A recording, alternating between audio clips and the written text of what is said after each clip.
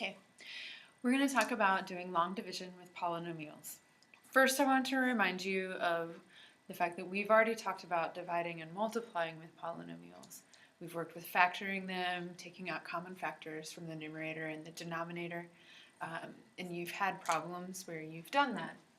For example, you've looked at problems like this. When you look at a problem like this, the first thing you should decide is, can I factor the numerator?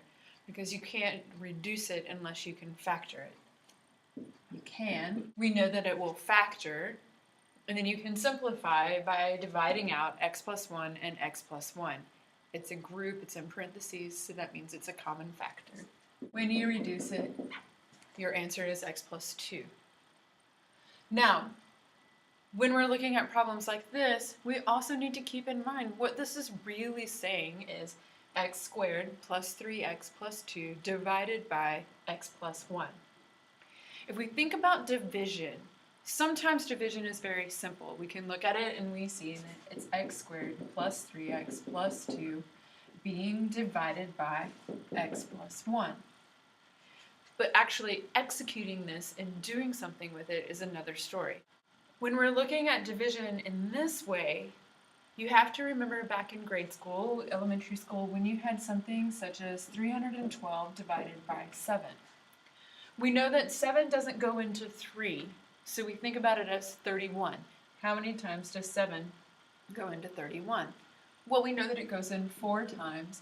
4 times 7 gives us 28. When we subtract that, we look and we're left with 3. And then 3 minus, we borrow here, and so we know that this will give us 0. So we're left with 3, but then we bring down the 2 so that we can see how many times 7 goes into 32. So now we divide 7 into 32. Again, it goes 4 times. We do 4 times 7, which is 28 again. We subtract, and we look at our remainder. Here our remainder is now 4.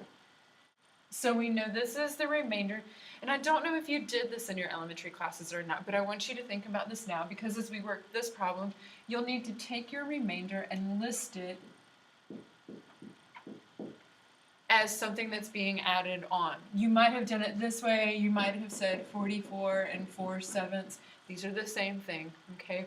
So I want you to kind of keep this idea and this routine in mind. If you didn't learn to do long division like this, then I want you to watch that again and see how it works and what the pattern is. Because now we're going to take a look at what happens when we do that with a binomial going into a polynomial. We're looking only at the first term, so we're seeing how many times does x go into x squared? What do I multiply x by to get x squared? Hopefully your answer was x. So x times x that's how many times x goes into x squared. So I multiply both of these terms by x. So x times x gives me x squared, and then x times 1x gives me 1x. Remember, I don't have to write the 1, so I'm just adding x. Now, if we look back at our pattern here, we subtract to figure out what our remainder is. So I want to subtract to figure out what my remainder is. X squared minus x squared gives me 0. And then 3x minus x gives me 2x. So that's my remainder at this point. I'm going to bring down my 2. And now I'm going to look and see how many times does x plus 1 go into 2x plus 2. I have to think, what do I multiply x by to get 2x? I multiply x by 2. So I take my 2 and I multiply everything in this term by that 2. When I do, I get 2x plus 2.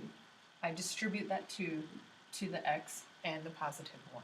I go through and subtract. Again, note that it changes the signs of both of these terms. So now when I look, I get 0 and 0. So my remainder is 0. That means that when x squared plus 3x plus 2 is divided by x plus 1, I get my answer here, x plus 2. So now you've seen it as factoring and taking out your common factors. Okay, note you're left with x plus 2. You've seen it as long division and the pattern that goes with that. So we're going to take a look at another example where we're dividing by a monomial. So we're kind of going backwards here, but just kind of think about the idea. You're dividing, okay? That means that I have one term that I'm dividing by. Some of you saw on your pretest, you looked at this and you said, oh, well, you just divide everything in the numerator by the denominator. And that's one way to look at it. You can say that this is x squared divided by x. So I put it under my first term. But then I have to look at my second term, so I know that'll be 3x over x. And then I go to my last term, so I divide 4 by x also. Now I simplify each of those terms. X squared divided by x will give me x. 3x, a positive 3x divided by x will give me a positive 3. I can't divide 4 by x, and so I simply leave that as a fraction. And some of you, again, you did that on your pretest, so good. I want to go through the routine of long division again and show you get the same thing when you do the long division process, but I want you to see that process one more time, this time with just a monomial. So I go through and I look. Again, it's x squared plus 3x plus 4 divided by x. X is the one that's doing the dividing. So x goes into x squared, x number of times. I'd like to line it up with the term that has the same, the x to the same exponent. X times x squared gives me x squared. I subtract that and I have no remainder. So I bring down my 3x. In order to get x into a positive 3x, I have to add 3. So now I multiply the positive 3 by x. And then remember, in the routine, I subtract to see what my remainder is. I have no remainder, but I also have to bring down my next term. So that means now I have my final remainder. X will not divide into 4, and so I have to add 4 over x. As you can see, I get the same answer that I got when I divided each term. So either way is possible. Sometimes you'll have problems like this where you have the area of a rectangle that's given to you, 4x cubed plus 5x minus 3. And the length is given to you, 2x plus 1. And you're supposed to find the width, so we can see that's unknown. Remember that the formula for area of a rectangle is length times width. And if I want to isolate the width and be able to solve just for the width and only work with that, I can divide both sides by the length. So here we can see the width is equal to the area divided by the length. That means that if I take the expression that stands for the area and substitute it in, I'll have 4x cubed plus 5x minus 3 divided by the length, which is 2x minus 1. Remember, this is being divided.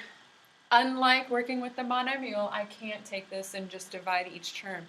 If I do, I'll have to divide each term by 2x minus 1, 2x minus 1, and 2x minus 1. I have to keep the denominator together because it's a binomial now. This is where long division is helpful. Since it's a cube, it's going to be sort of challenging to factor this, and so that's where long division, again, is helpful. 4x cubed plus 5x minus 3 divided by 2x minus 1. But I have a problem. I need to be able to divide the 2x into each term, but I have my x cubed, x to the third power, and I have x to the first power, but I need x to the second power because when I multiply and do all of my routine, I will end up with a squared term. Watch what I can do. Now I have my x squared term in there. I now need to decide what can I multiply 2x by to get 4x cubed. I'm going to multiply the coefficient by 2. 2 times 2 will give me 4. I need to multiply x by something to get x cubed, and I know with my rules of exponents that I'm going to have to multiply by x squared. When I multiply 2x squared by 2x, I get 4x cubed, and then I have to distribute, so I have to multiply by negative 1 also, so I get negative 2x squared.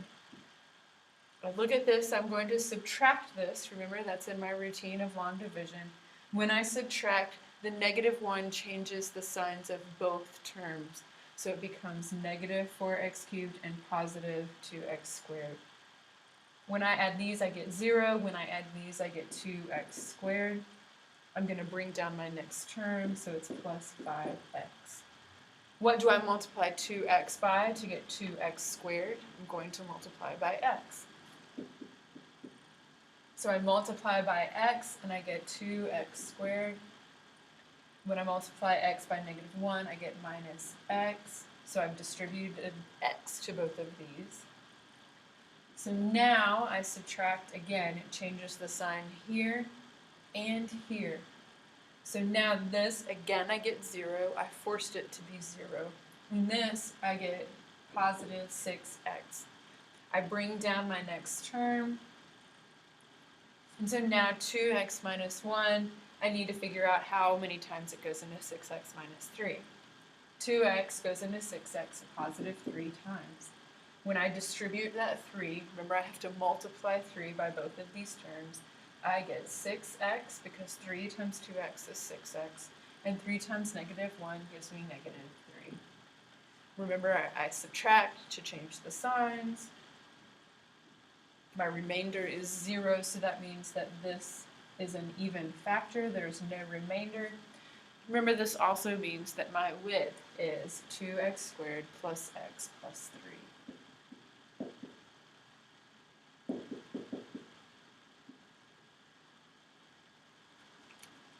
So we've looked at long division by a monomial, we've looked at it by a binomial, and we've looked at it when it has a missing term, and we've looked at it with the area of a rectangle, trying to find that missing dimension.